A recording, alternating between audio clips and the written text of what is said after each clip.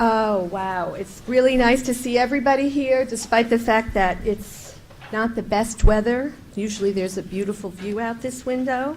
But I wanted to welcome everybody and thank you for joining us this morning for our discussion and kickoff on the Innovative Programs and Workforce Development discussion of the UMEZ's Career Opportunities in Healthcare program.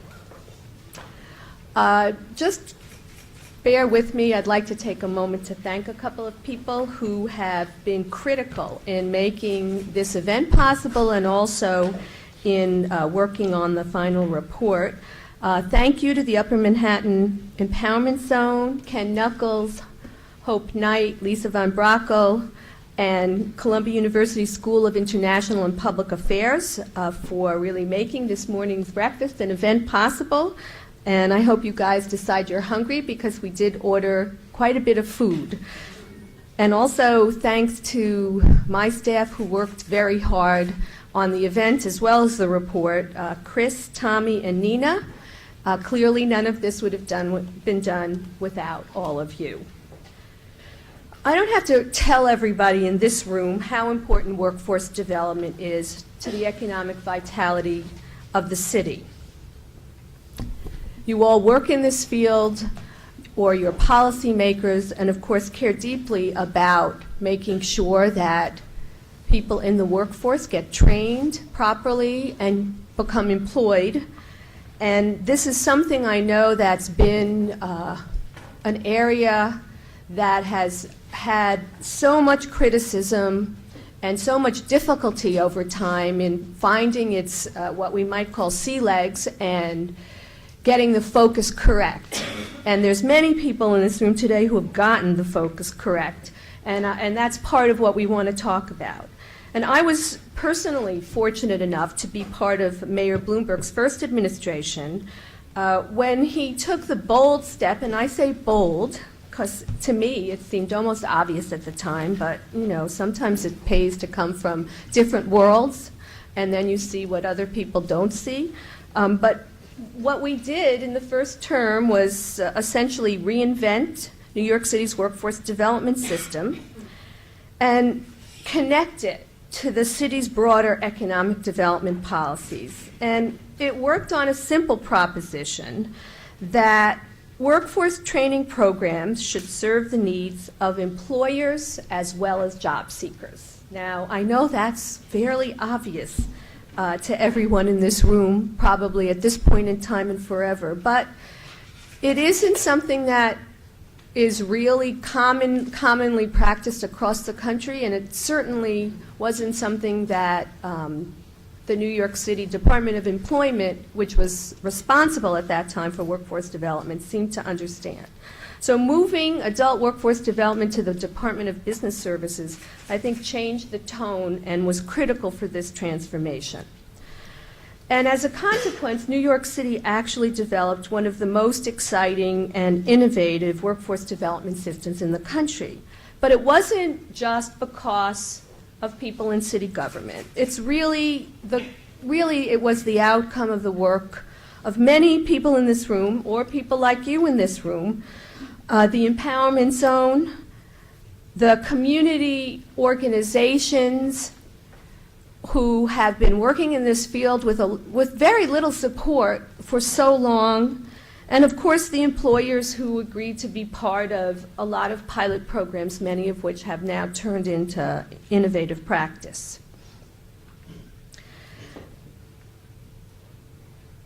And that's sort of the point of this conference this morning, which is that there's still a lot of work to be done, especially in the area of what we call serving the hard-to-serve populations.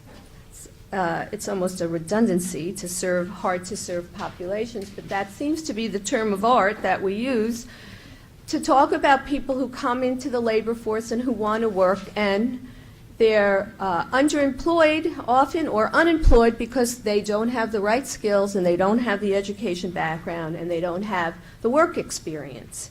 And this is a very, very important population that I believe has been not focused on sufficiently.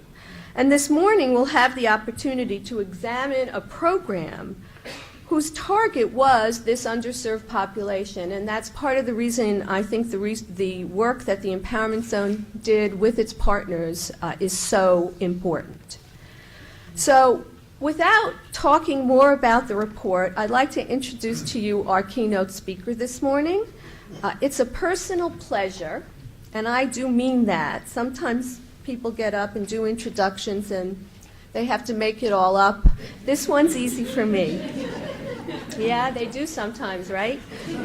This one's easy. I get to introduce Ken Knuckles. Everybody in this room knows Ken, so I'll try and be brief, but it's hard because he's accomplished so much, and he's intersected with so many of us in this room in positive ways. Ken is the President and Chief Executive Officer of the Upper Manhattan Empowerment Zone Development Corporation. I finally learned the proper name for something I've been talking about for years as the EZ. There are other EZs all across the country. And Ken started his work there in 2003, but he was on the board of directors from the inception of the Empowerment Zone and has been involved in working with the Upper Manhattan community for many years. I know Ken will probably talk about this, and I hope he repeats it, but I want to throw out one statistic about the zone generally, which I think is important for people to understand. And the mission of the zone is to reinvigorate distressed communities. That was the policy mission of all empowerment zones, primarily by utilizing tax incentives and some public financing to attract private investment. And UMEZ has now, since 1996, invested more than $230 million in the economy of Upper Manhattan, including $140 million under Ken's leadership. And this has leveraged nearly $1 billion of private capital and producing 9,000 jobs in Upper Manhattan. And I think this bears repeating. So Ken, if you're going to talk about it, please say it again, because we don't focus on that kind of success very often. And the model that's been in place has been a successful model, particularly in this political time, national elections. The role of government is always being questioned. It's really important to get the public to understand what our success is, and this is clearly one of those successes. And Ken has been in the leadership of the zone for an important period of time, I think, in which it's turned a corner to demonstrate how important this kind of organization can be.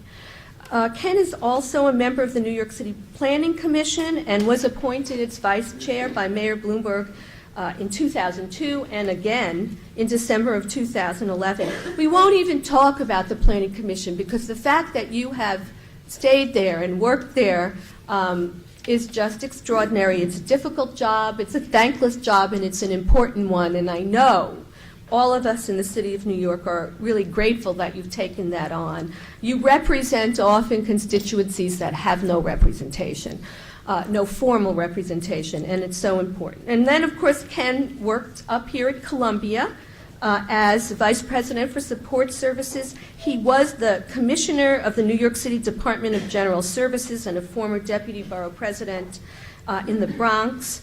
And I feel like I should mention this, I don't always, but because your background is so eclectic, Ken did his BS degree in architecture at the University of Michigan and a Juris Doctorate at Howard. And I think that this combination of his educational background is highly unusual and has allowed him to be a different kind of public servant and a different kind of professional in this complex world that we live in. And I have to tell one quick Ken Knuckles story, just quick. So when Ken came up to Columbia and I was on the faculty, and everybody knows how faculty complain about everything and everybody, in the administration particularly, one of our biggest problems which in light of the real problems of a university shouldn't matter much, was Faculty House, which was both moribund and the food, you could do a lot better in the little carts on the corner, let's just put it that way. So one thing that Ken did when he came to Columbia was fix Faculty House and bring really good food to that dining room. I don't know how you did it, but I think that, in my world, is one of your most important achievements. And with that, I bring up to the podium Ken Nutt.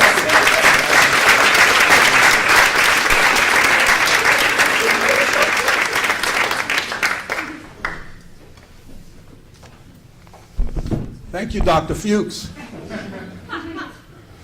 You know, Esther didn't mention that we're cousins. That's why she so glowingly about me as well. Thank you, Esther, and thank Columbia University, my former home, and a place that 9 years after my departure, I still feel a level of comfort when I come here.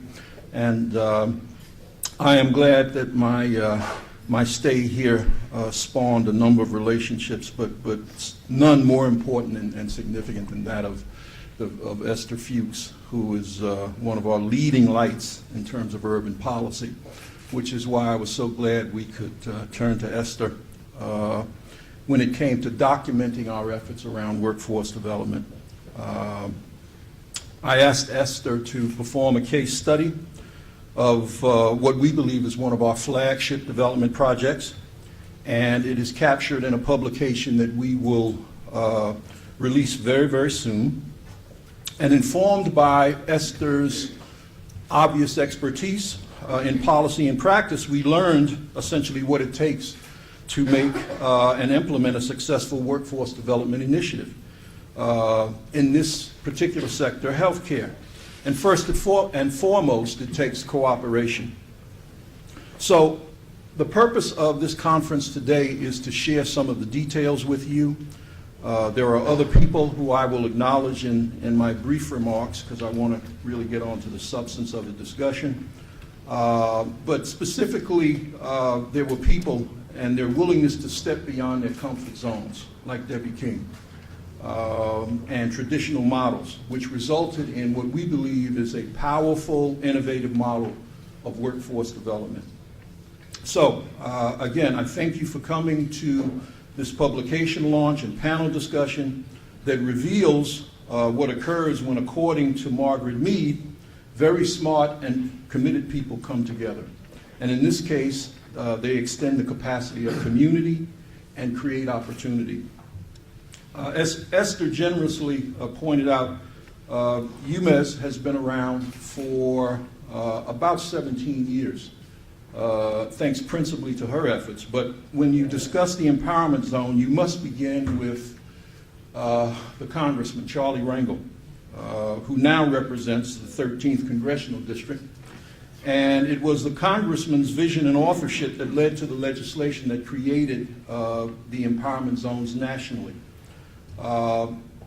Empowerment zones, which were really the urban policy initiative of the Clinton administration. You remember when the Clinton administration came in 20 years ago, there was a lot of talk about a stimulus program, and then other things intervened like health care and don't ask, don't tell. But what managed to emerge was the empowerment zones. And what Charlie Rangel did was take an initiative that had been around for a few years, that had actually been conceived by two congressmen. One was a Republican congressman from Buffalo by the name of Jack Kemp, who was a conservative Republican but very much believed in the need to bring capital into inner cities. And he, along with Robert Garcia, or as we knew him, Bobby Garcia, who represented the area that is now represented by Congressman Jose Serrano. And they put together something called the Kemp-Garcia bill that was predicated on taking credits and incentives to lure businesses into inner cities.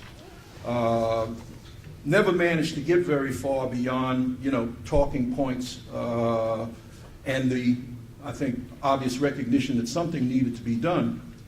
But it took Bill Clinton and Charlie Rangel to take that idea, and of course the congressman was able to convince the president to layer those tax credits with a capital grant. So a $100 million grant was established, and first, however, there was a process because notwithstanding his authorship of the legislation, it was not a slam dunk that Upper Manhattan was going to get an empowerment zone. So it took an application process, and that application process was ably assisted by Esther Fuchs, who worked with the congressman, a number of other people. Richard Schaefer, I think, was involved in that effort, and a number of others. But Esther was obviously the tip of the spear, as they say. And as a result of that, Upper Manhattan was designated with the empowerment zone. And then what the congressman did to trump even the legislation was to take the $100 million and come back to then Mayor Dave Dinkins, who is obviously now a professor here, as well as the first Governor Cuomo, and say to each of them, you know, I got $100 million here, you guys need to match it. So that $100 million grant became a $300 million grant. My friend Fernando Ferrer, who was then borough president, said, hey, what about us? We have problems too.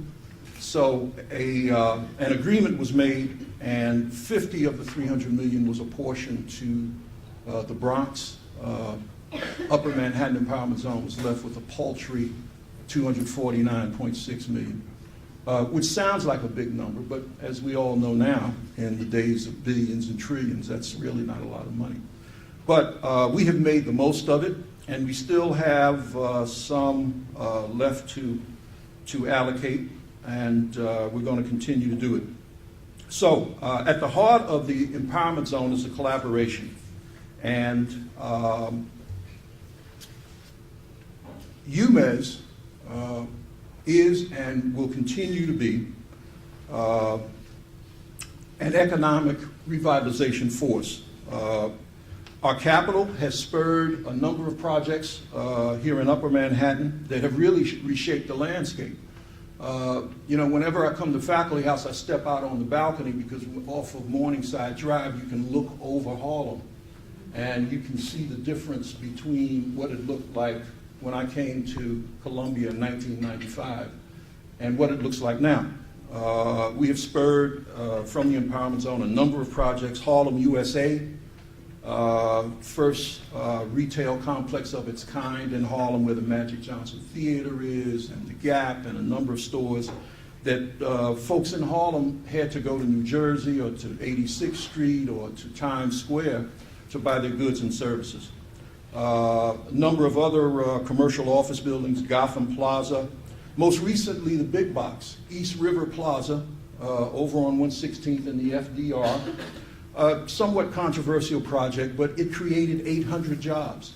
And virtually most, if not all of those jobs, went to residents of East Harlem. Our investments are also anchored in our belief that the economic potential of Upper Manhattan must leverage its historical, cultural history. So we are proud to invest in places like the Apollo Theater, the capital of black entertainment, El Museo del Barrio, a new project that we're pushing forward that's going to be right across the street from the Apollo, called the National Jazz Museum, the Dwyer Cultural Center. So Upper Manhattan has become, over the last decade, one of the principal cultural destinations for tourists when they come to New York City. Which brings me to our workforce development rationale and strategy, because along with the investments that we make in business, small business, medium-sized businesses, real estate development, and in culture, we also recognize that we must make a commitment to building human capital. So workforce development has been one of our strategic planks, and our focus has been and will be on demand-driven sector-based workforce development. In Upper Manhattan, we know that there is a young, underutilized, and untapped workforce of people who are eager. They're eagles too, but they are eager to work. All they need is the opportunity to acquire a job. So, in everything that we do, in all of the investments that we have made, in every single dollar of that $230 million carries with it a requirement that we don't make an investment unless there is a specific number of jobs that are pledged to Upper Manhattan residents. However, you can't simply make that demand without trying to prepare people to acquire these jobs. So, our approach to workforce development has been that we need to make it sector-based, and we need to first and foremost find out what employers want, because workforce readiness and job readiness is a good thing and it's necessarily required, but you need to have, at the end of the day, the ability to get a job. So we decided to work with employers to find out what they wanted. Both employers, business people that have received our funds, and in some cases, employers who have not received UMEZ investments directly. For instance, the Aloft Hotel, which is a new hotel, first hotel in Harlem in more than 40 years, over on 124th and Frederick Douglass. We worked with them. They created around 70 jobs, I think is the number. We worked with them and the workforce development component of the city to identify people here in Upper Manhattan to take those jobs. We also worked with Dinosaur Barbecue. Similarly, we worked with Workforce One, which I was trying to remember, to make that happen. So, we invest in workforce development that is responsive to the demand of employers. We talk to employers first to find out what their needs are, and then we work with community-based organizations. And we source consultants with specific expertise, craft training curriculum to meet those needs. We are committed to industry sectors that have a growth pattern. Healthcare is certainly one of those sectors. Hospitality is also a sector. We believe there will be new construction of hotels along 125th Street corridor, and we want to have people ready, willing and able to obtain those jobs. Construction, while cyclical, is an industry that obviously rises and falls with the economy. So while it may be in a downturn now, you always want individuals, men and women, who are able to obtain those jobs. So, healthcare, despite the current challenges in our local healthcare industry, we believe is a sector with a real upside. It promises opportunity for career ladder jobs, moving up the career ladder with a living wage. Given the graying of our population, the aging of our population, and technologically advancements in healthcare, as well as cost containment efforts, we believe that healthcare is one sector where there's going to be growth in the number of jobs. According to economists at the Bureau of Labor Statistics, and this was as of April of 2011, the healthcare industry has added some 428,000 jobs nationally. And this was during the 18-month recession, which started in about December of 2007 and still persists, unfortunately. But healthcare employment is generally characterized, and I'm sure this is not always the case, but certainly far more than other sectors, it is more immune to the fluctuation in the business cycle. Closer to home, the facts are also, I think, significant. In 2009, Cranes identified that of the 25 occupations that were projected to grow fastest in the New York region, 8 are in healthcare. According to a 2010 report from the Center for Health Workforce Studies on trends in the supply and demand for health workers from the University of Albany, the healthcare sector is projected to grow at twice the rate of all sectors in the United States between 2008 and 2018. So it makes sense, especially in Upper Manhattan, where we have two of the largest employers in the city, in the institutions of Mount Sinai and New York Presbyterian, which have, I don't know, maybe 30,000 jobs between them, probably more. So back in 2003, when I had arrived with Hope and our team at the Empowerment Zone, we were thinking about ways to create a scalable program that would connect Upper Manhattan residents with employment opportunities in healthcare. I reached out to a number of people, starting with Stan Brezhnev, a fellow that I had known for a long time, had served with him in government. Stan, of course, is the CEO and president of Continuum Health Partners. He had formerly been a president of Maimonides and a deputy mayor. And before that, I think he headed up HHC early in the Koch administration. So when I talked to Stan about this aspiration that we had around linking opportunities in healthcare to our demographic, he got it immediately. But the first thing he said, it might have been the second, but certainly it was among the early things he said, is that you got to have $11.99 on board. Can't do it unless you work with them. I reached out to Ken Davis as well at Mount Sinai, and he essentially said the same thing.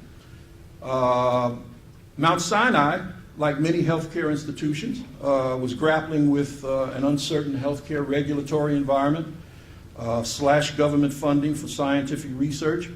But even in the face of those challenges, Ken Davis was committed to working with us and to the community. He understands that Mount Sinai really sits in East Harlem at the very doorway to Upper Manhattan. And he believed that it was in the interest of Mount Sinai to explore with us how we could bring more workers from Upper Manhattan into his fold.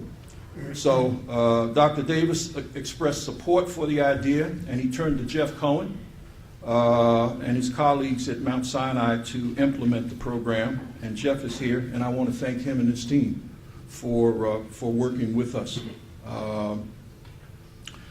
However, as I said, none of this would have worked if we did not have the cooperation and facilitation of 1199.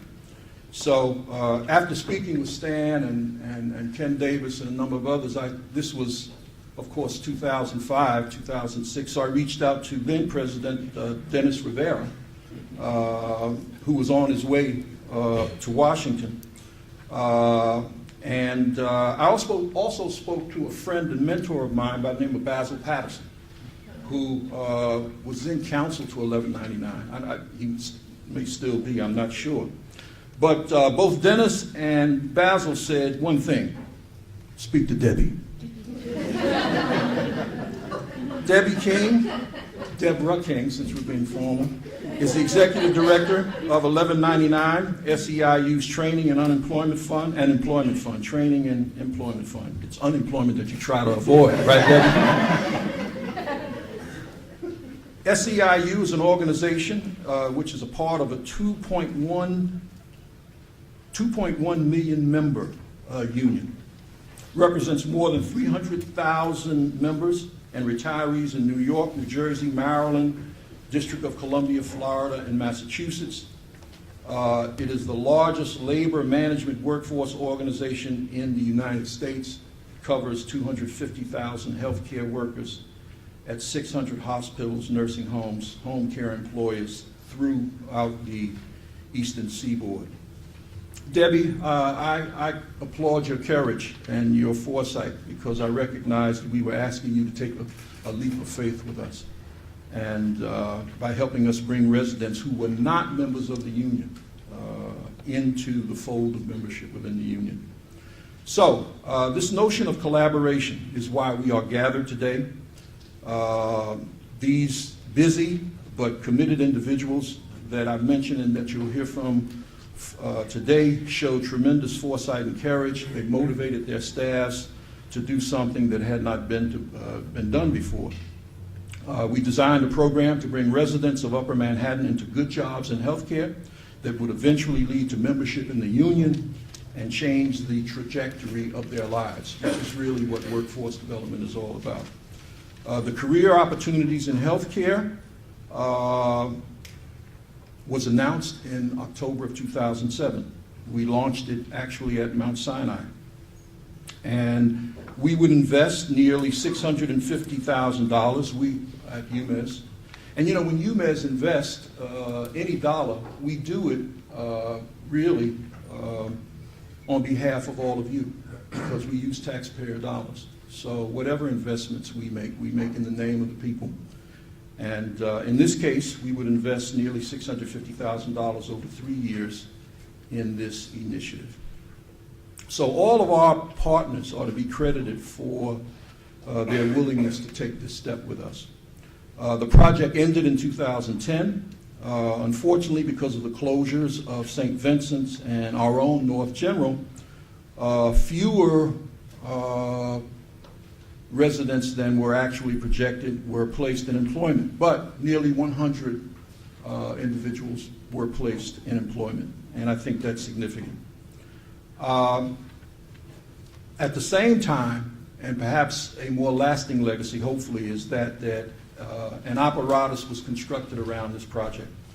Its stakeholders, including the union, healthcare employers, local workforce institutions, and community organizations. All of us experienced our bumps and bruises, but at the end of the day, there was a realization of a vision, and that is through collaboration, diverse organizations can radically alter the way we do business to achieve a common end. We can, but only together, improve the employment possibilities for vulnerable populations. At UMEZ, we believe that is a key component of our mission.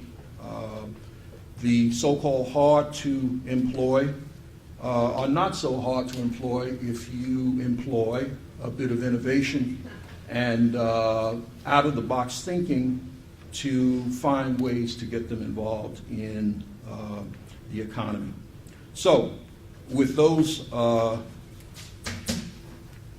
not sufficiently few words, I will once again ask my colleague, Professor Fuchs, to come to the podium and share with you what we have learned from this experience. Thank you for listening.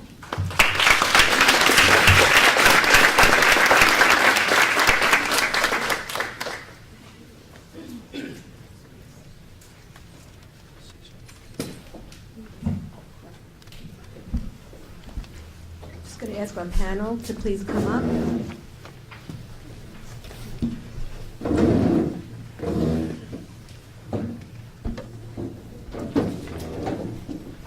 Before we start our discussion, I'd just like to briefly introduce all members of this panel.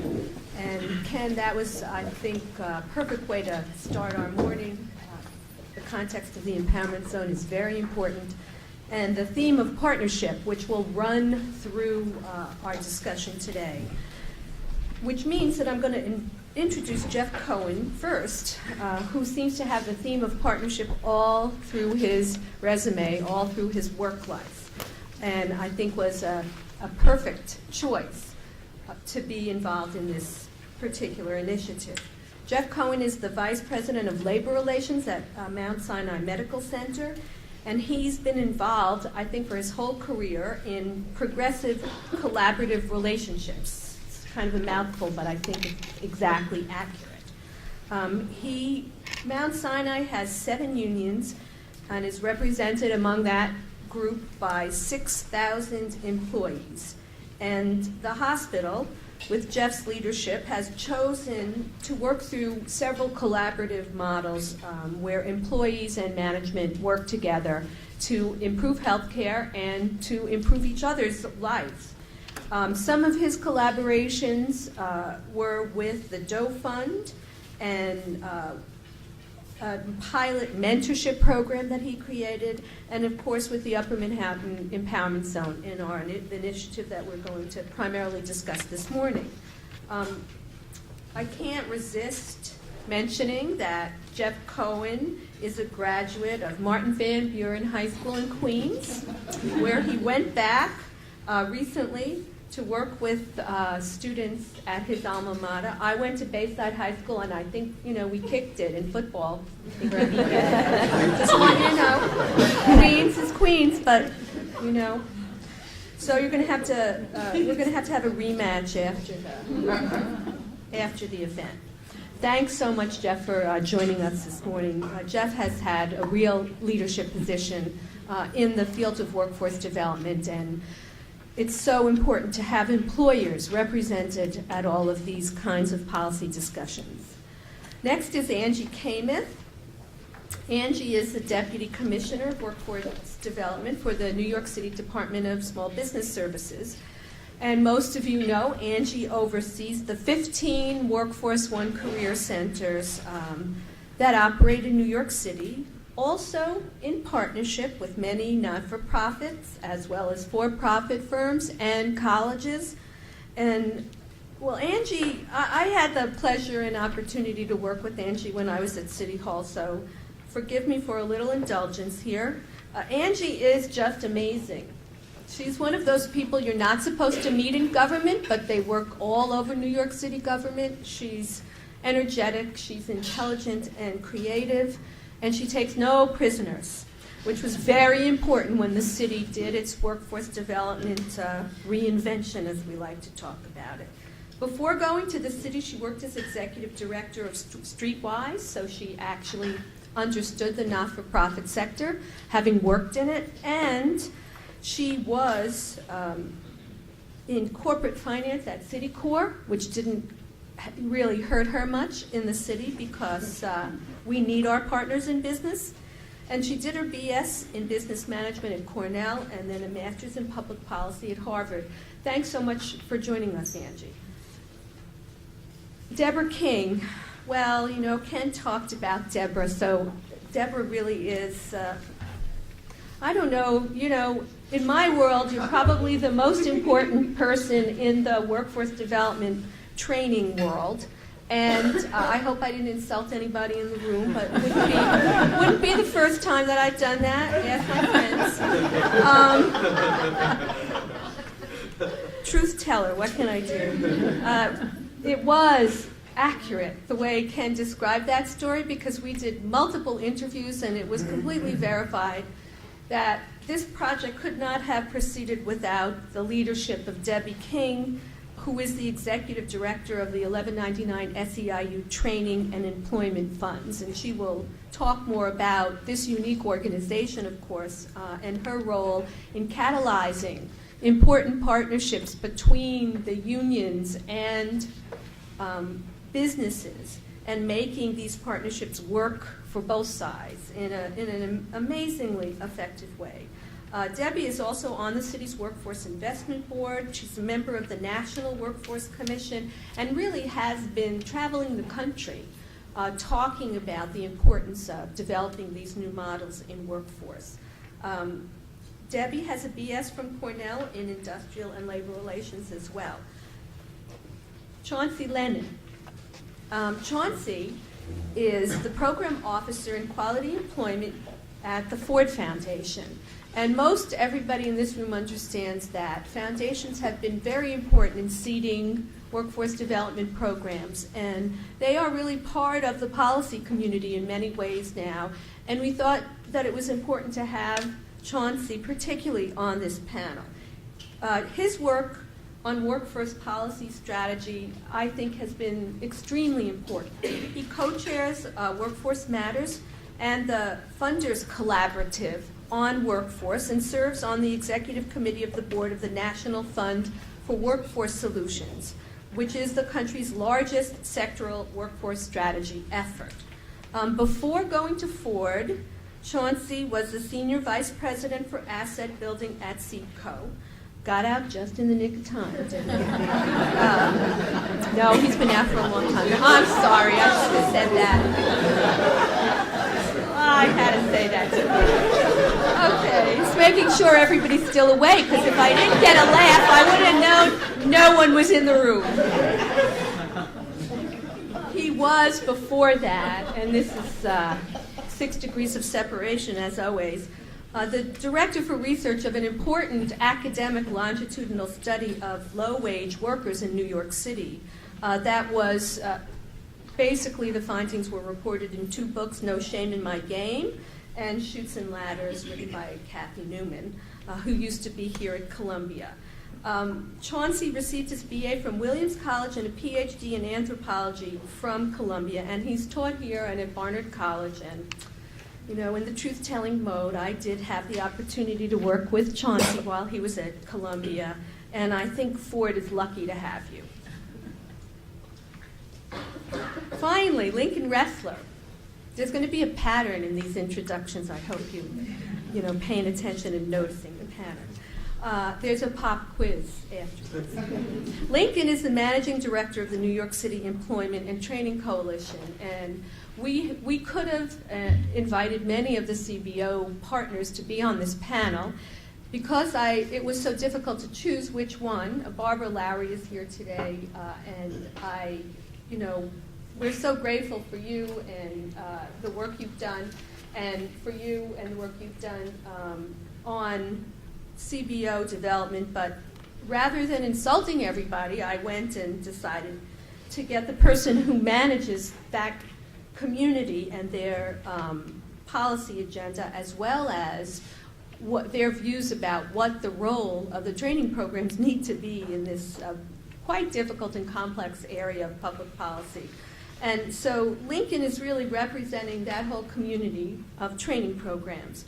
Before he became the managing director of the New York City Employment and Training Coalition, Lincoln worked for the City of New York in a couple of agencies, Department of Consumer Affairs, and where he worked on financial empowerment, which is a critical area now in low-income communities, making sure they understand finance and become part of the banking system. And actually, it's been, I think, highly successful and based a lot on your early work.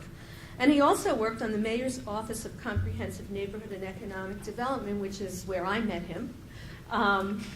Also energetic and creative and way ahead of me in the way he was thinking about how to bring workforce and economic development to low-income communities. His latest feat, and I'll end with that, in 2010, Lincoln was elected to the position of state committeeman and district leader in Brooklyn's 50th Assembly District. Those of you who are from Brooklyn know what an amazing achievement that was. Please welcome all our panelists.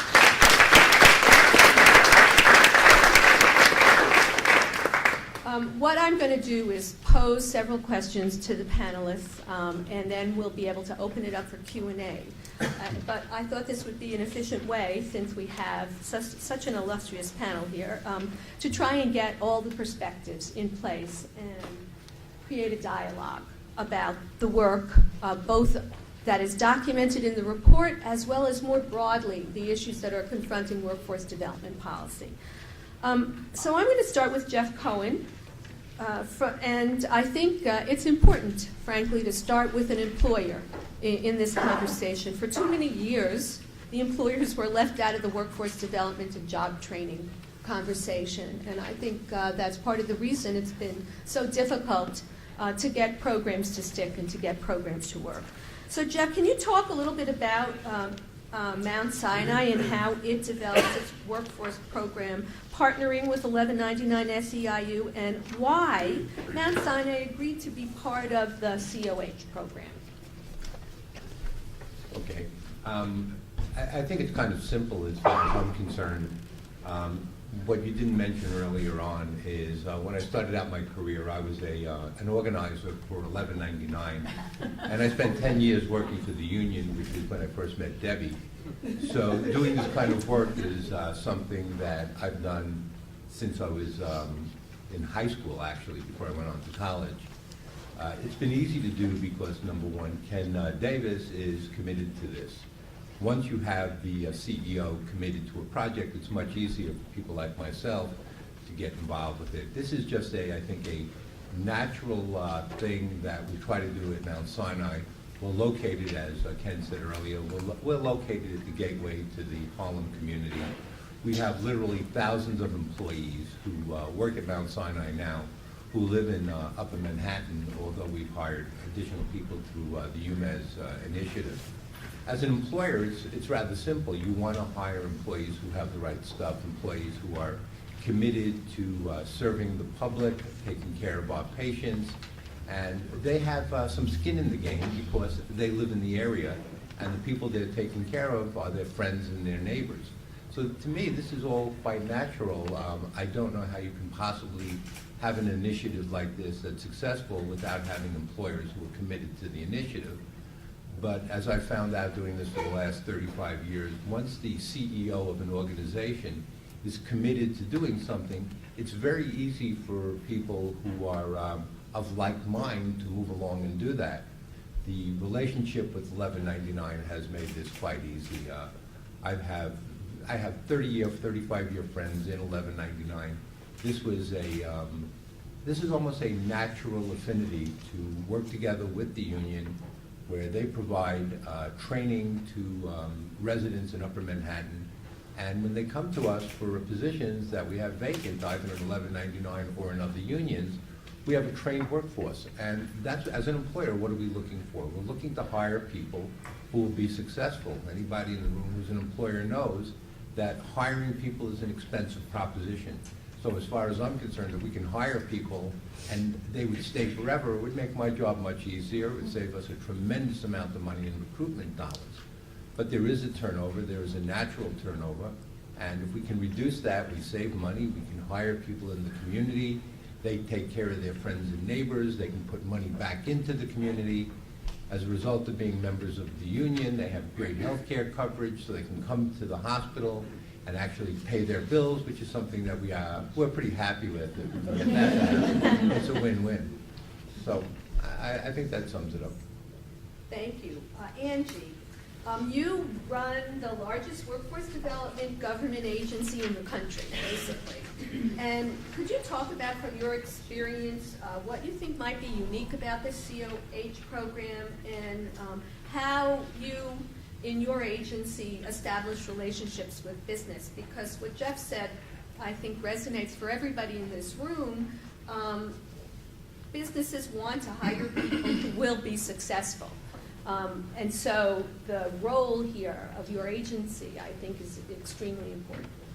Thank you. So thanks for, before we start, I just want to say thank you for inviting us. I think it's fantastic to be able to highlight local examples, and so I said this too during the breakfast part.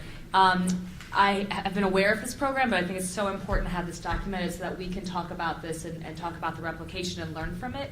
Too often, I think, really great examples of programs, they end when the funding ends, people move on, they change agencies, and so I think this is really, really important to be able to learn from this, replicate this within the sector, replicate this in other sectors.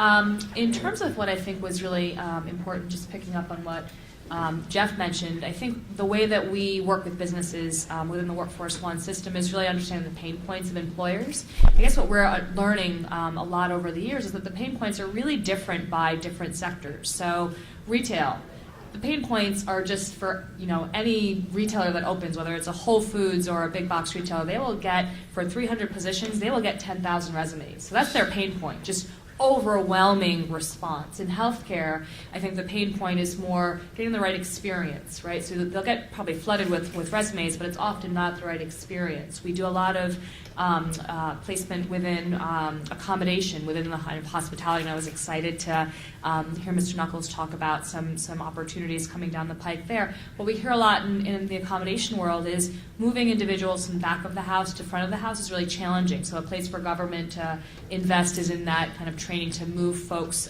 from those two areas.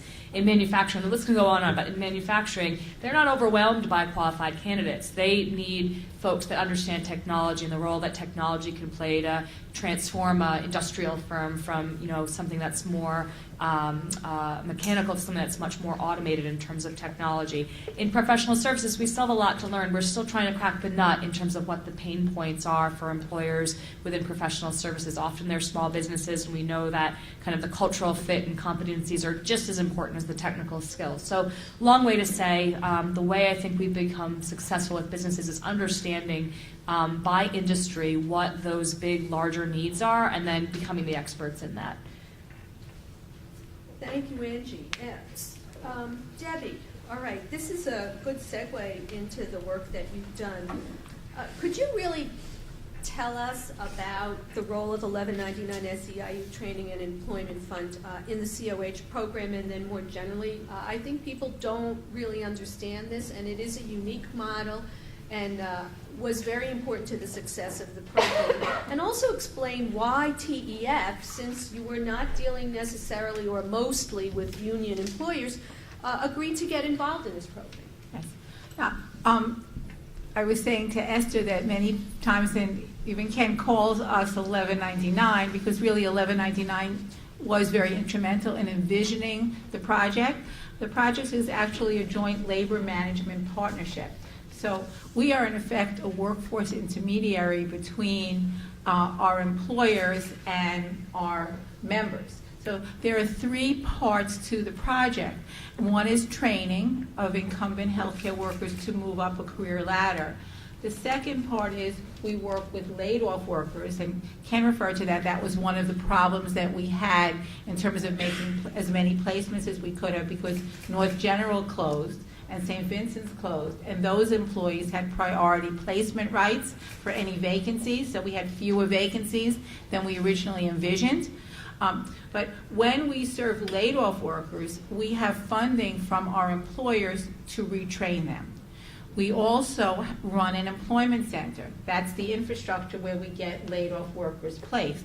So our employers call their vacancies into us. So we have a staff of recruiters who know the needs of our industry. They are working on either getting laid-off workers retooled or recruiting from the public.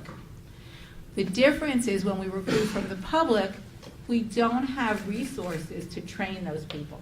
Am I being clear? And that's a very important point and an incentive, that when you're bringing in outside people, they're not union members, we don't have a benefit for them. So one of the things is we really saw this as an opportunity both to take the expertise that we had and help CBOs make that connection to our employers, but also to give ourselves a resource through the funding of UMEZ to be able to provide those workers with the skills, because we have over 50,000 people a year who send us resumes, because we have hundreds of employers in New York, but we don't have any money. If we see someone and say, oh, if this person had just this additional skill set, we could get them placed. We have no funding for that.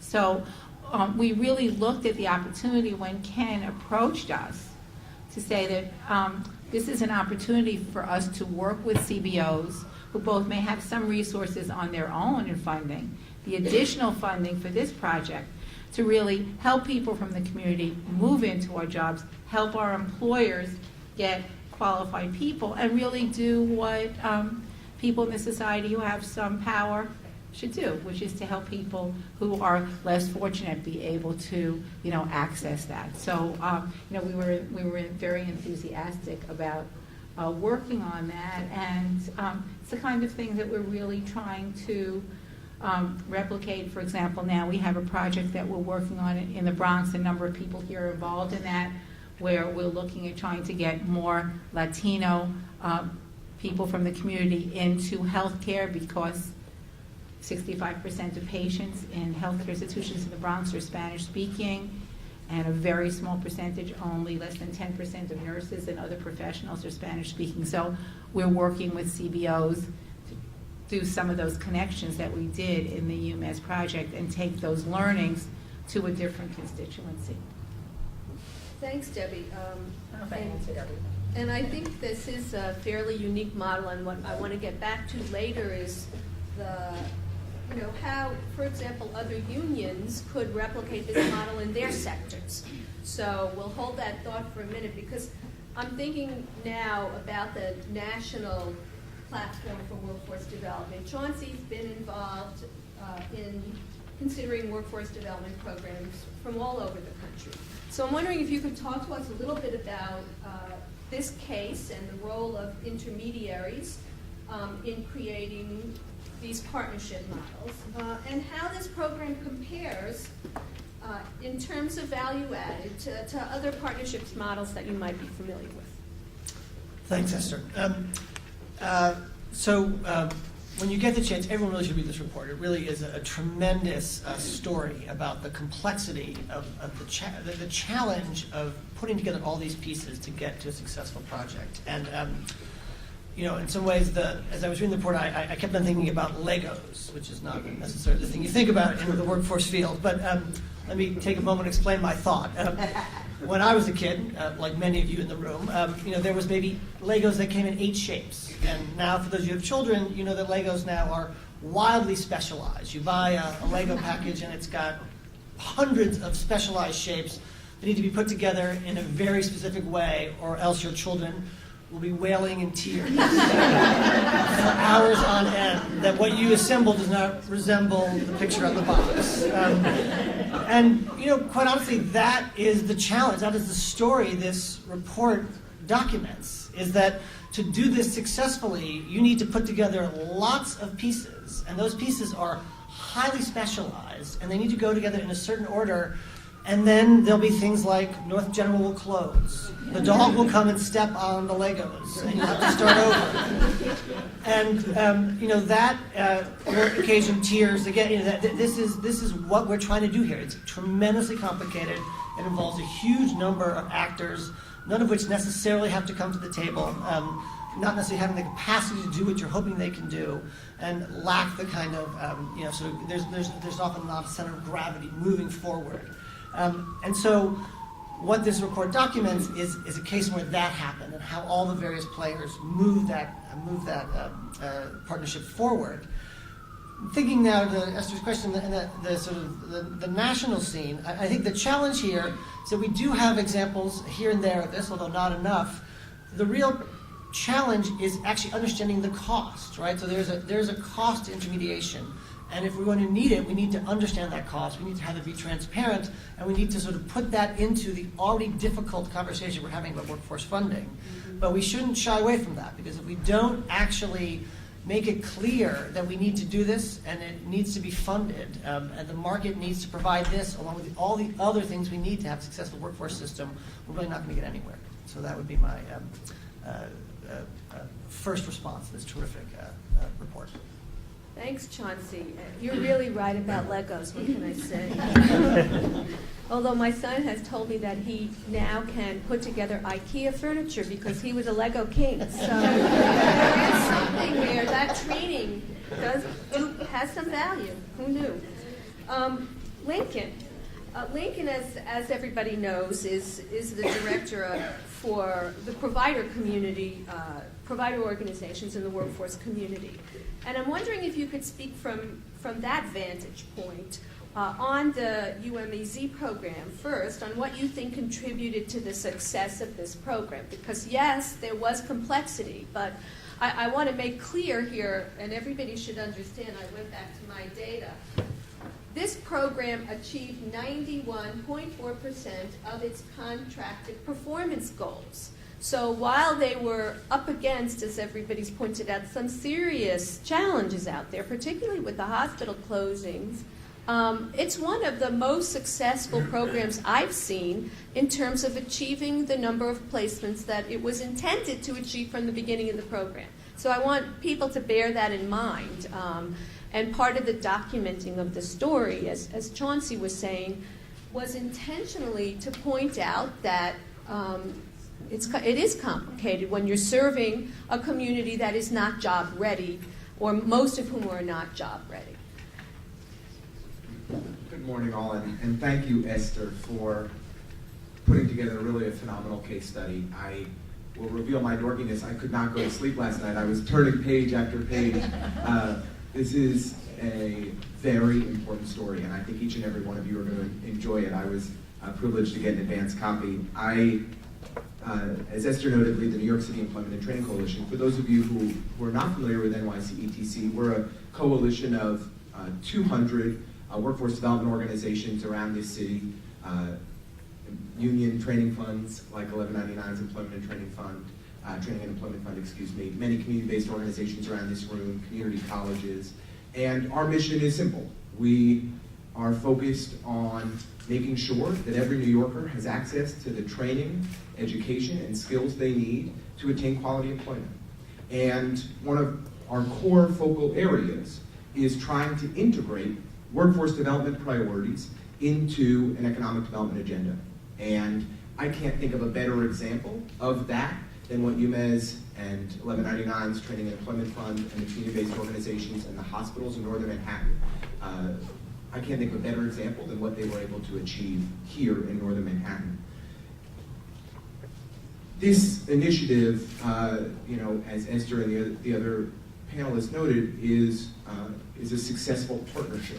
It's employer-driven. It's focusing on a smart sector for this area in northern Manhattan. We all know how critical New York Presbyterian and Mount Sinai are to the economic well-being of the community in northern Manhattan. And the 1199 Training and Employment Fund is, as Debbie noted, uniquely positioned as an agent of both management and that's able to bring the employer perspective to the table and the union to ensure that these are quality jobs, to ensure that workers' rights are being considered. The key additional ingredient is the community-based organizations. And when it comes to being on the ground, in touch with northern Manhattan residents that are out of work, disconnected from the workplace, underemployed, it's the CBOs. And there were 5 strong CBOs that participated in this initiative: Northern Manhattan Improvement Corporation, SECO and the Workforce One Center, Abyssinian Development Corporation, New Heights Neighborhood Center, and HCCI, Harlem Congregations for Community Improvement.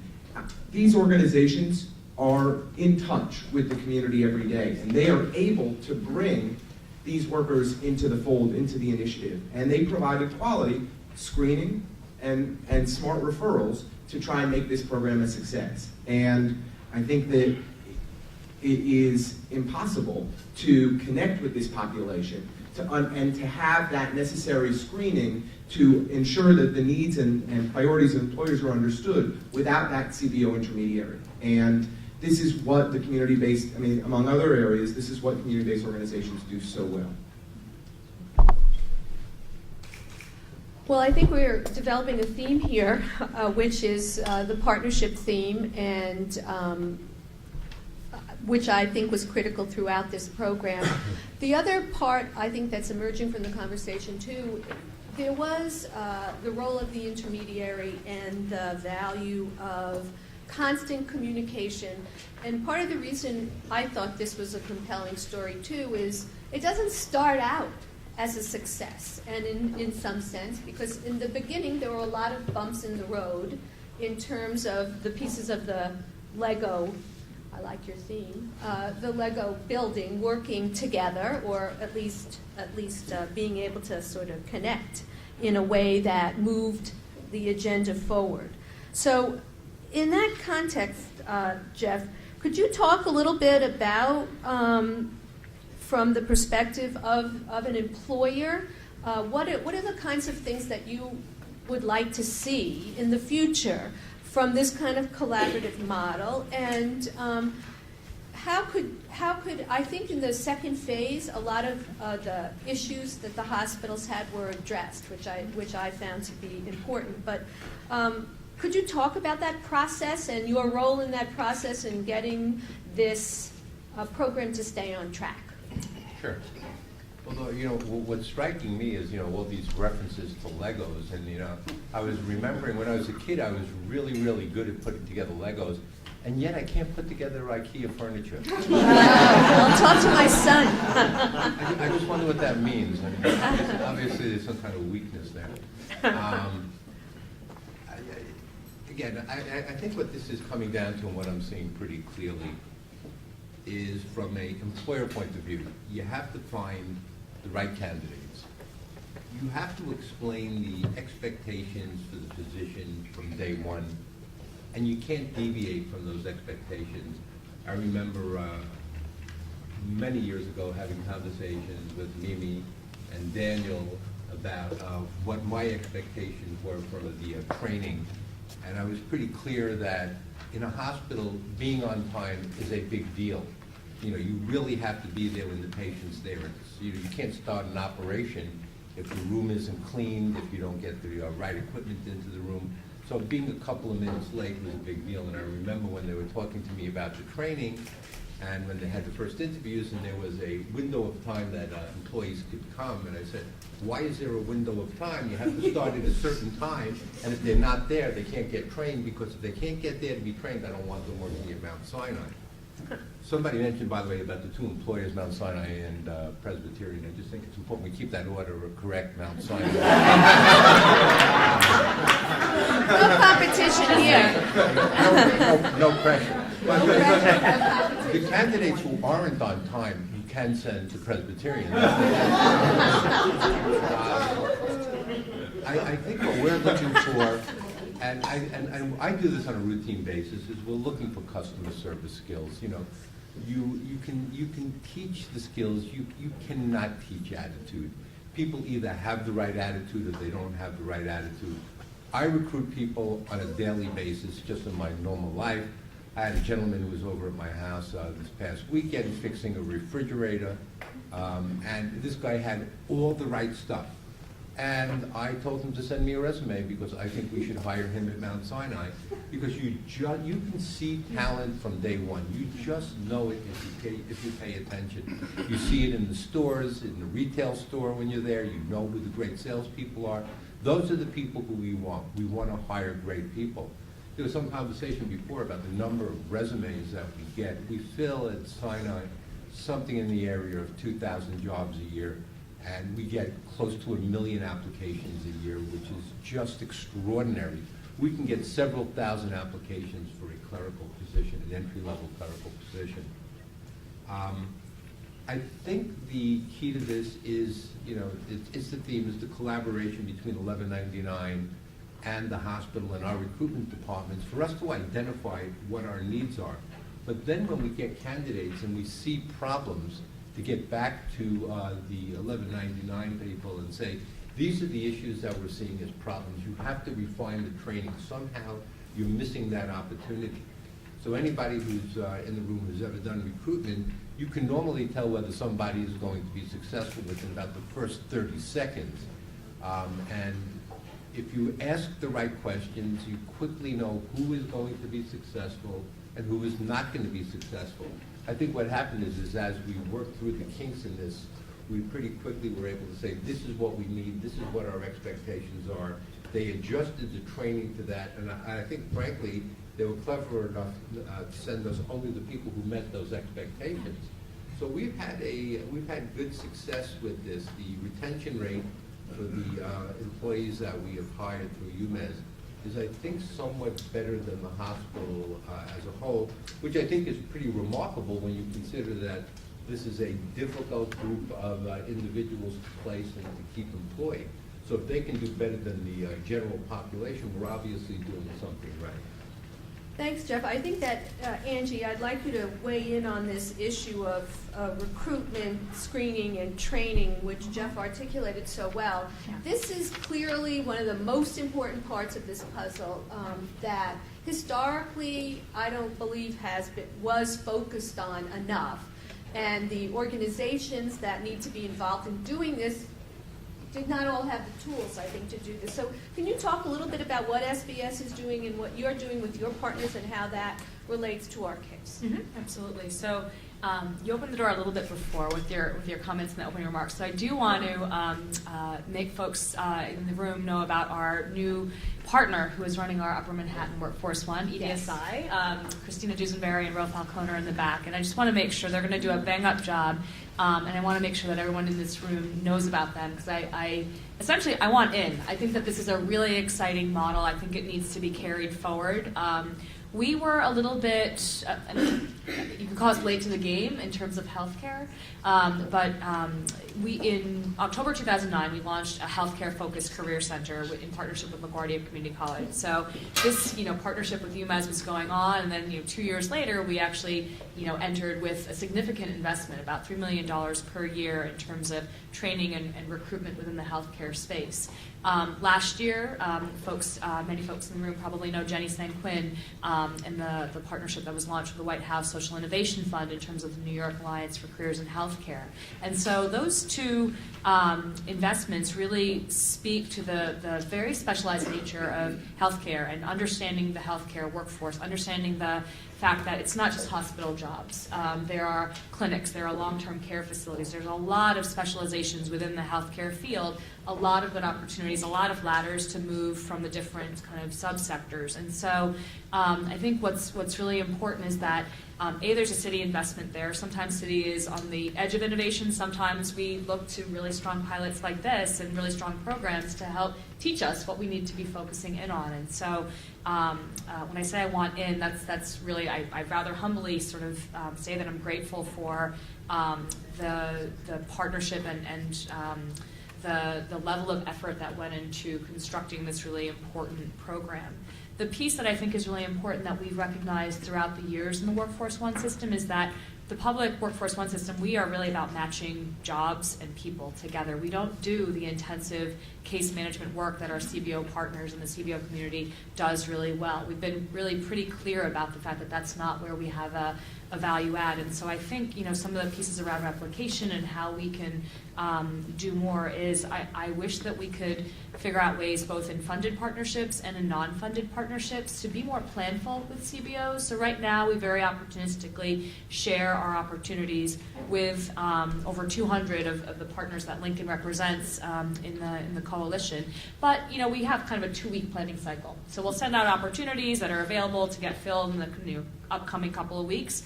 But we don't often have longer cycles, and I think something that's really important that's striking me in this conversation, that part of being a good partner, yes, it can be funding, but it also just has to be the planfulness and not being so opportunistic about throwing opportunities to community organizations with a very short time, too short of a time horizon. Right. So those are some of the things that are going through my head as I'm kind of listening and as I read the case.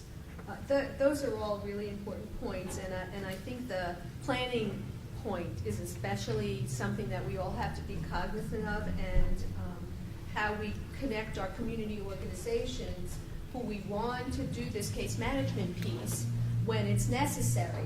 I think part of this conversation about screening and work readiness is just really important. I think one of the keys is, and the COH program figured this out with 1199 SEIU, Training and Employment Fund, I'm going to get that right, Debbie, really figured out how this screening process could work well with CBO partners. And the key is not to waste money on the people who don't need certain kinds of case management or extra training. The key is it's not a one-size-fits-all, and it struck me that the way we've modeled this in the past is, okay, everybody comes in the room and gets all of the same support services, which is a very expensive model, and part of the reason it doesn't get funded is it's a very expensive model. So we need to save that for the people who need that, and we need to be able to do that screening in the beginning and get people into the right silo for training. So, Debbie, could you kind of pick up on this a little bit also? And we've talked about how this, the Training and Employment Fund provides a kind of a unique model, a unique partnership between employers and the union. And the union, in this instance, has been very critical because it's got a training capacity that has been fairly effective over time, which is not, no mean feat, as we say. So can you talk about replicating this model? Is this a unique model? Could other unions do it? Could there be in other sectors, other forms of partnerships? How do you see that? Yes, well, let me say, really it's not the role of a union to be putting these resources into this, and that's why through collective bargaining, 1199 created the training and employment funds, because the union has its own mission. Although I do want to say that I know you couldn't have everyone on this panel, right? Because we would be out the window, right? But 1199, the union did play a role here. So at Mount Sinai, Jeff was working with the union officer there to say, how can we develop a mentorship program once people are working, right? And what might be opportunities. So, but I think one of the things that is happening in healthcare is that our project is being replicated. There are now 10 states where SEIU locals and employers have training funds. And some of those training funds also have a placement element. But I do think that there are other unions in the city that could be approached, particularly if there was some funding where they have the relationship to start doing this. And I think it's a very, very good model, because unions do know the needs of their employers, but also they bring the worker perspective. And although people from the community may be different than their workforce, they're not that different. So for example, one of the things I want to say is that when we have laid off workers, like when North General closed, a lot of the things that Jeff is talking about people's attitudes to work, some of those people had bad attitudes too. I mean, they might have known that they have to come to work on time, but they didn't necessarily know that when you're going to an interview, you have to have the employer think that you are going to be very customer-oriented to the patients.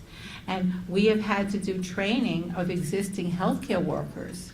So about what employers' expectations are, because people who are working for 20 years just don't necessarily think about, well, what does an employer want in an interview? Let me just say, I know you asked me a specific question, but I think there are a number of elements here that haven't been stressed enough, and I think one is just the whole question of commitment of the parties to make things work. And commitment is huge, because we did have to do a lot of zigging and zagging. And I think the combination of flexibility, and I want to say that sometimes is a problem with government contracts. Like there's a contract. How flexible, with the foundation, you may be able to go back and say, this is not working, can we change this and this? Sometimes that's difficult with government, but not taking anything away from Mount Sinai and Presbyterian, but we didn't have enough jobs because of the closures. And people had seniority and had rights to those jobs were laid off, so we had to go to other hospitals. So I was just asking, this is Mimi Titus and Danielle Bustillo, who were very key in our program. Why don't you guys stand up?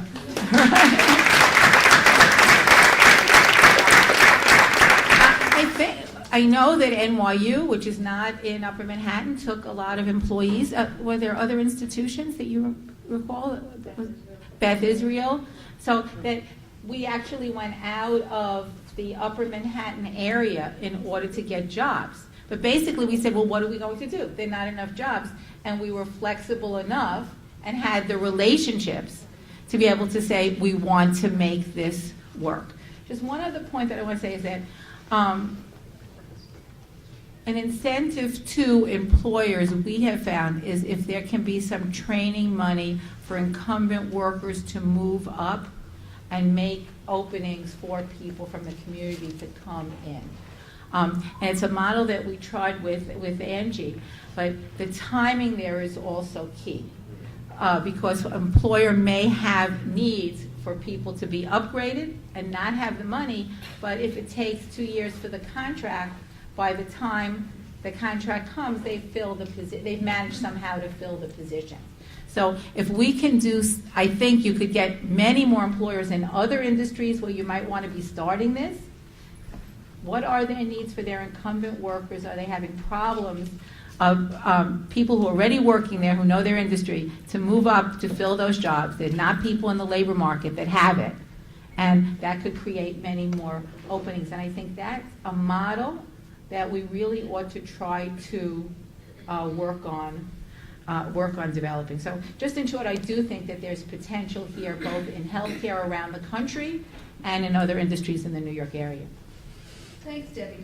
And I think two points that you made are really significant here, which is the commitment of all parties to the work. I think everybody's been saying that, but make no mistake, if you have the wrong partners, it's very difficult to make these kinds of partnership models work. So that's in some sense an obvious point, but it's a critical point. And the discussion of incentives for all parties. We have people engaged in this program who I think, because of the leadership of Ken and the UMEZ, were willing to work really hard without a normal set of incentives, or without what the economists would call the material incentives that often are put on the table, very specifically a lot of money. People did this work in many ways beyond that basic kind of incentive system. And I think that has to be brought to bear more extensively to the model. The hospitals, you reached out broadly to hospitals around the city, but the hospitals in the community value this community relationship. If you are trying to work with employers that don't value that community relationship, and you have a population that has been historically difficult to serve, it's going to be much harder to do it. So each one of these variables, I think, are important in terms of contributing to the success. And one of the things that we haven't talked much about, and I'm going to ask Chauncey to talk about, is this metric-driven model in which we're doing constant evaluation. Are we reaching the goals and the terms of the contract? And that's, while it's widely accepted now that we need metric-driven models, it is controversial in some way. And sometimes funders can be very rigid about the metric-driven model, which, in my humble view, doesn't get you to go, doesn't get you to the end. If you see problems, you have to be in it constantly, which I think was one of the most important things that the UMEZ did. They stayed in it to understand what was working and what wasn't working, and they tweaked the model all the way through the process. So I'm wondering, Chauncey, particularly from, you're at a foundation. We know that this evaluation rage is, swept the country. I taught statistics for 10 years, so I don't mean to set this question up for you in a way that I think it's bad to be able to evaluate. I think one of the most important things for us in this case study, apart from the fabulous interviews that we were able to conduct with a lot of people in this room, including Evelyn and Barbara, I think that was really important to the textured story. But the fact is there was data here that we could look at, I think, to create a very compelling story. So could you talk a little bit about these demand-driven metrics rather, that are being created to assess whether or not programs are working, and how especially you construct these things when you're dealing with this unemployed and underemployed populations, or these difficult to serve populations? What's success? So I would, I would echo some of the things that you were sort of at least hinting at in your comments. I think we want a world in which we're using metrics to measure, are we hitting certain targets? Are we, what do our outputs look like, right? It's better to have that than not. I think the challenge is that that's not much of a world to live in, right? There's many more things we need to be doing, and many other ways we need to be using data. The first thing I would say is that one of the challenges of just sort of thinking about have you hit a certain placement target is that you are not understanding, and if your goal is to make sort of sustained, scaled change, you have to think about how you're going to shift in ecology.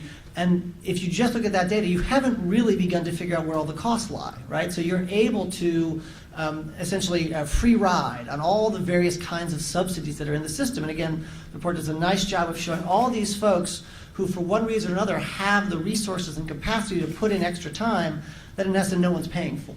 And that's, it's wonderful that it's happening. But again, if we want to think about how we do this, we appreciate that people are so well-intentioned, but it's not anything that you can plan to have happen again. And I think maybe I'm overstating that. Maybe we will always have a certain amount of that to make anything work, but it's the degree to which we can have that, or that we can just count on it, is probably not the right way to go. I would like to say something else, though, about data, which is that when we think about what the challenge here is, in some ways the challenge here is building the capacity of organizations, intermediaries, training partners, even employers, to make these kind of connections. And that is something that, you know, the placement data won't tell you that much about. And what the data story that's most, I think, interesting here is a story about how organizations became more data-driven, how they were using data to tell them when things weren't working, right? There's lots of mistakes that happen, and you only know the mistake is happening quickly, and you can be responsive because you have a data system that you use to inform your decisions. And, you know, I think one of the classic things that we hear over and over again about our workforce systems, we need to be more employer-driven. But of course, as I suspect most folks in this room appreciates, employers don't necessarily know what they want either, right? It'd be nice if we could live in a world where an employer could show up and say, hey, we have these labor needs right now, and we'll have them for the next 18 months, and then after that we'll have these other labor needs. But that is not the world we live in. And so what we need is building the capacity to use data in much more sophisticated and agile ways than simply saying, have you hit performance targets? That is really helpful, I think. I was impressed by, there's one particular figure that you'll see in the reports in terms of the placement data.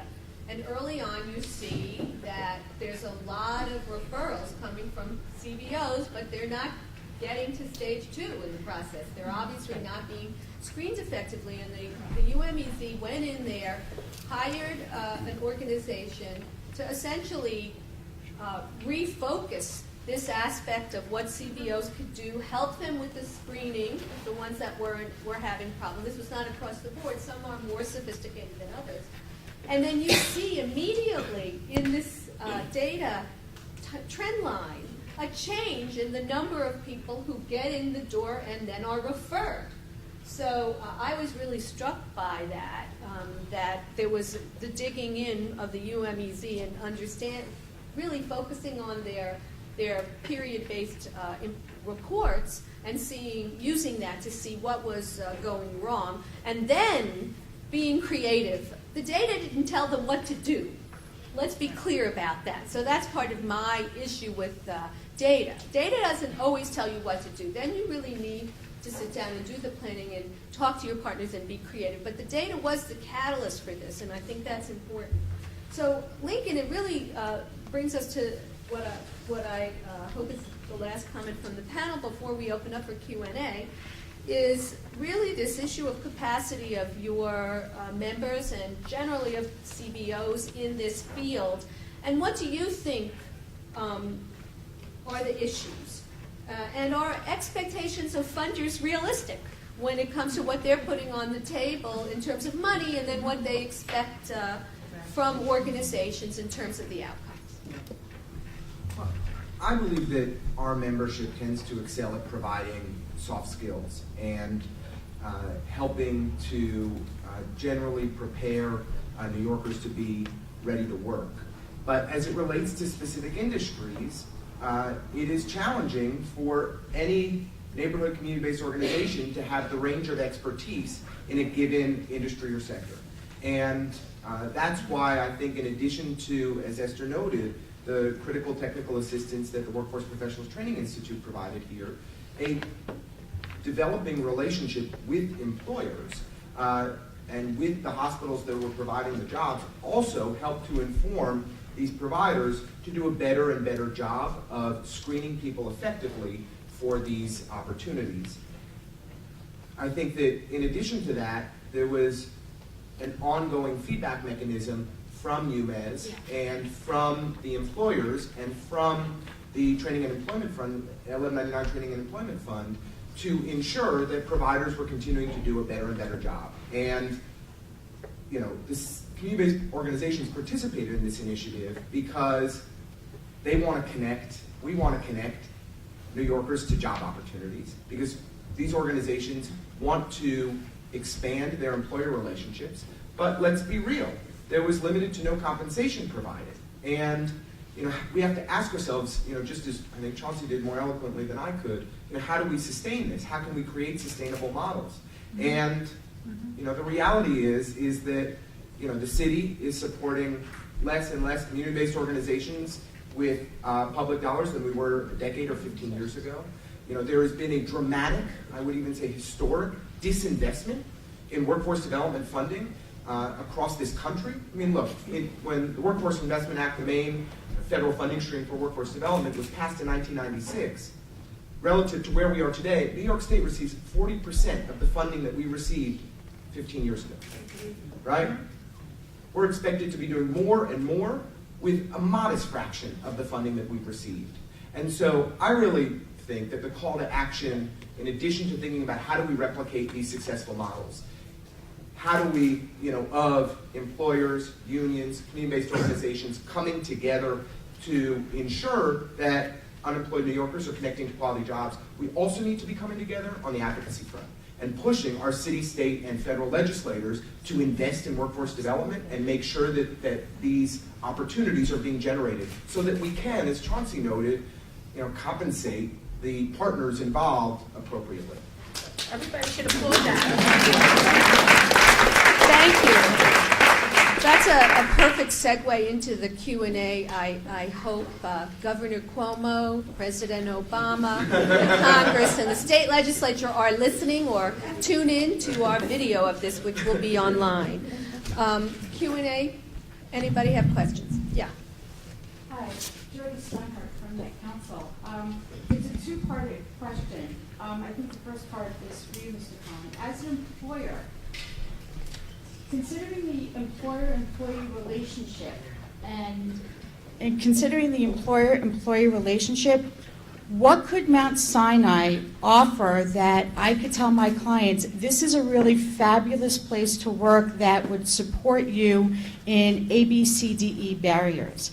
And then I guess for the rest of the panel, my question is what kind of conversations could workforce development in general have with employers so that way employers are more sensitive and can actually support employees who need special accommodation, whether for disability, child care, anything, because we know that people in healthcare, it's a 24-hour job, it's not a 9 to 5. I'd like 2 more questions, please, and so we can try and be efficient and get as many questions to the floor as possible. Thank you. Hi, Bill Stackhouse, Director of Workforce for the Community Health Care Association of New York State. So another part of the sector are the federally qualified community health centers. We're an association of the community health centers. And I want to ask if there is a part of the story that has to do with community health centers. I know for a fact that when North General closed, that the Institute for Family Health, one of our larger community health centers here in New York, took over some of the role in that community, probably worked with 1199 in that transition. And in talking with the Human Resource Director at the Institute around those issues, I know for a fact that there were issues about cultural change in terms of the needs of staff, and this had to do with staff from entry level to physicians. And there were also particular needs in the kind of what I might call IT, basic levels of knowledge among staff, again, across the board. I know for a fact in that regard, for instance, that there were some older physicians who just kind of threw up their hands and said, you know what, I can't go along with this initiation of electronic medical records. And you know, like I need to plan a retirement approach. But so I'm really interested to hear from any of the panel members how the story relates to the involvement of federally qualified community health centers. Thanks. I think there's another question here. Hi, everybody. Good morning. I'm from Isabella. We're certainly anchored in Washington Heights, Inwood. Just a little background from me, we have 2 schools that train people to become certified home health aides, and they are $11.99. And we also have a long-term home health care program. We have a DIFTA case management program. We have a Weinberg Foundation grant for caregivers. And if I can put a little plug in for elderpedia.org, it's a new website funded by Weinberg for caregivers and seniors and those who care for them. And I offered that to businesses for free to go online because seniors do have money, caregivers need services. And I have gotten very little response from the business community, from the Chamber of Commerce's who don't respond. So there are twofold questions for me. Is one, how do you support employers to expand their businesses? You know, and that's what I'm trying to do on one end with Elderpedia, is to get businesses to grow in Washington Heights and Inwood. This is a website for just Northern Manhattan, not any other community, and it was hard to sell it for employers because there is money out there. The other sector is, as an employer, myself, it's very difficult to do career paths in healthcare because of the strict regulations. And there are opportunities, say, for a career ladder for a home health aide, but it's not going to be necessarily a nurse. Okay. So how can we get those steps? Right. And let's take one more question. We might as well get them on the table, and then panelists can respond. Hi, I'm John Barron. I'm the president of NADAP. My question is that with the new initiative of health homes as opposed to home health, I was wondering what you guys were doing in the workforce development area to prepare for that.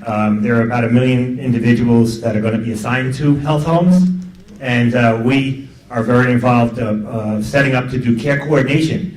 There's a whole care management aspect to health homes.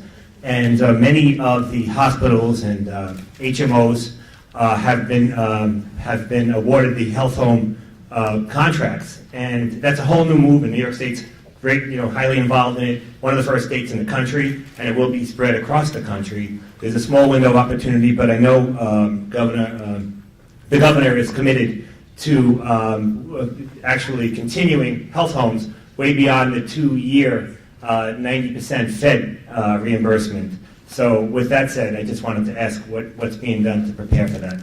Okay, why don't I ask all of our panelists to pick up a variety of pieces of those questions which you're most comfortable in responding to, and I think we'll start with Jeff, since some of the questions were employer related directly.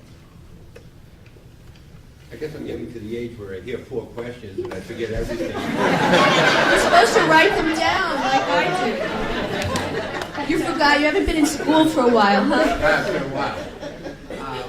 You don't have to respond to all the questions, No, obviously, I just to any understand. piece you Each want. one of them raises different issues That's in my right. mind, especially the last question that was asked is particularly interesting when you consider that it really is contrary to the way hospitals have functioned up until now. The traditional model in healthcare is you get as many patients in as you can, you drive them through the system, you discharge them as early as possible, and you leave the bed open so you can bring somebody else. And now we're going to be setting up a paradigm where you get paid by not having patients come to the hospital. So an empty bed is a good bed, not a full bed. And it's a little bit hard for us to wrap our heads around that. A number of us just came back from Kaiser Permanente, where it was a completely different model, and we would walk the halls of the hospitals, and they would have 70% occupancy. And I would say, oh my God, this is the worst thing I've ever seen. And they say, this is a great success because people who don't come into hospitals, you don't have to pay for them. So pay them to stay healthy, which is really the direction we're moving. In trying to be responsive, I think, to sort of the overarching question that's being asked from an employer perspective, it really is nothing will succeed like success. I think that regardless of the organization that we're working with at Mount Sinai, if they send us qualified, well-trained, prospective applicants who can become part of the hospital community and are people who can provide the kind of services to the patients that we're looking for, then our tendency will be to go back to those organizations and to say, send us more. The problem was, as these programs started out, is we did not get great applicants. Just to tell a very quick story that I've told you before, is when we first started this, we had somebody who was referred, and he went out for lunch, and he came back 3 hours later. And when we said, well, where did you think you were? He goes, what's the problem? I came back. Not understanding that like it's a hospital, like a lunch hour actually means 60 minutes. It doesn't mean 3 hours is okay. And that was a real gap in the training. So again, from an employer's perspective, we're looking for talent, we're looking for skills. There are tremendous opportunities for employees who wish to move up. We have the package that we have for our unionized workforce is extraordinarily rich with tuition reimbursement, and there are countless stories of people who have come in as entry-level employees in dietary or in food service who have moved up through the ranks all the way to registered nurse and physician assistant and cardio specialists and things like that. So the opportunities are there for people who are motivated. It's really up to, I think, all of the community-based organizations to develop a screening tool so they send only the best candidates to the employers. I'm going to ask Debbie to follow up now with a response. Thanks, Jeff. I was going to say that I think that, we're hearing from different parts of the healthcare system about whether or not this model could work, and I certainly think that the model could work. And, right now we are involved. As a matter of fact, we are partially paying for a study of the new jobs in health homes, what would be required in those jobs, and we also help to fund a study of community-based health clinics and what are the jobs so that we can totally understand the skills. I need to be frank that in some of the areas where there's growth, the union is not representing the workers. And I don't want to be negative about some of the things that people are asking, but 1199 really wanted to do this program because they want people who come into their workplaces to say that the union helped to get them from unemployment to employment. And I do not think that in this economic climate, if employers can get people who are not people who are hard to serve, and we talk about the number of people who are applying for jobs, will employers really be that motivated to do this? I think the fact that the union is involved has been a major element. And I also think as to what you said about working with the community for some of our employers is major. But that does limit opportunities for people rather than the whole city. So, of course, I'm in the union-connected program, but I think that unionization in these new sectors and our program migrating to these new sectors is going to be helpful in making these connections. In terms of the question that you say, the union is the one that has negotiated child care benefits and other supports. I don't think it's that realistic. The employers can get a lot of people. Why worry about that? The union is the one, once people are working there, is worried about how can they stay working and what are the supports. And we would be very anxious to take our expertise into other sectors. Angie? I'd add, I guess, two pieces. In terms of the community health centers, we work mostly with CUNY in terms of kind of the training for the healthcare industry, and I think there's a really strong educational need in terms of candidates that are coming out. We see literally hundreds of candidates that are exiting from nursing programs, from other kind of licensed types of programs, and they're shocked that they can't get hired by Mount Sinai. All they have is a credential and a dream, but they're really shocked that they are not getting picked up and that their resume that seems so strong isn't good enough for the hospital. So there's a really important educational component to let candidates know who are coming out of really great training programs, who are spending their dollars or for financial aid, that there are really important paths in terms of community health clinics, in terms of long-term care facilities that are going to be the entry point to get in that sector. And after a good, hard work experience, you can travel within kind of subsectors, but gosh, I can't tell you how many folks are still coming out of a lot of these training programs without experience, wondering why they're not being picked up. That's a fantastic point. It's really important that we do a service to all these folks that are coming out of these programs to let them know expectations that are appropriate. Yeah, I'm sorry to interrupt, but I think that also this is part of some of these new jobs and also just part of the economy, which I think may be changing. But partially when you have a lot of institutions closing, you also have experienced workers. I think this is a blip. We have to deal with this blip. But whether it's internships, apprenticeships, we need to also build in to our system ways for people who don't have experience to get experience. And I think both is a care coordination, and what are the new skills that people have to have? Does CUNY and do other providers provide those skills? And how do you make the transition from school to work in both these new and existing jobs in this existing labor market? So 2 quick points in terms of training, just in terms of investments that we're making as a city that I think are really important. One is actually a transition to practice where we're taking newly graduated nurses from CUNY institutions for the most part, paying them for a 6-month internship essentially, to be able to kind of get them employed. Really important work that I think the public sector ought to be supporting because of the trends of the industry. The other training program that we're supporting that I think is particularly exciting is around home health aides. And so Debbie has been talking for years about the ladders in home health aides to be an advanced home health aide. And so we just made a training grant award to Cooperative Home Care Associates in the Bronx to basically train nearly a dozen current home health aides to become home health aid certified, supervisors. So going from $8, $9, $10 an hour to between $13 and $16 an hour. And so what they're going to do, the model is, it's pretty ridiculous case management loads, but each of these supervisors is going to supervise between 150 to 200 direct care workers. Again, Whoa. Pretty ridiculous, but in terms of the It's a start. it's a start, and in terms of creating a ladder from a wage perspective, but also creating really needed support at that front line for those workers. It's a tough job, as we all know, right? So having guidance, having support, it's a beginning, but it's a program that we're very interested in scaling once we see how this small pilot investment goes. And I think that, again, an important place for the public sector to try to change industry trends and hopefully drive down some of those ratios. Lincoln, do you have a point here? Thank you. I think we are, as a coalition, always trying to understand where jobs are being created, where job opportunities exist in our economy. And we work with folks like UMEZ, Labor Market Information Services, and Ronnie's here, Ronnie Catter's here from there. They do a great job, Department of Labor.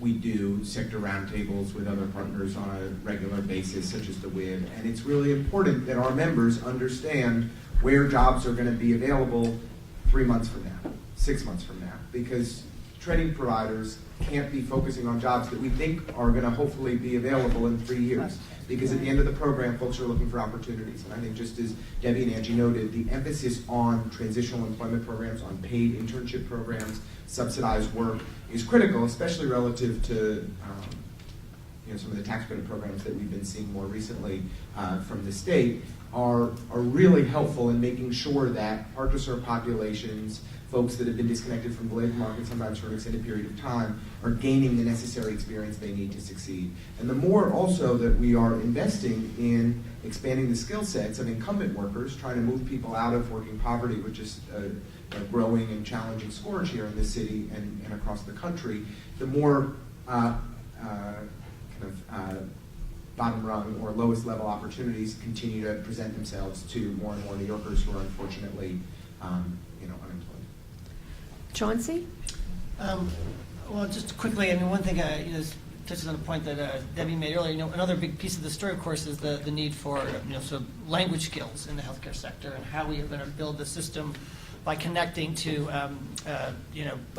Spanish-speaking populations who have multiple barriers, but really have the language skills we need in the sector. And that's another huge challenge to think about how we take a struggling system and extend its reach so it's connecting to the worker centers and other institutions that can feed us the folks who would be interested in transitioning into the sector. Thank you. I want to thank this extraordinary panel, Ken Knuckles, the UMEZ, Columbia, SIPA, for this great event. I hope you all walk away from this thinking about new things we can do to get this job done. I don't think there's anything more important now to work on than workforce development. Please stay and finish the food. Thanks, everybody.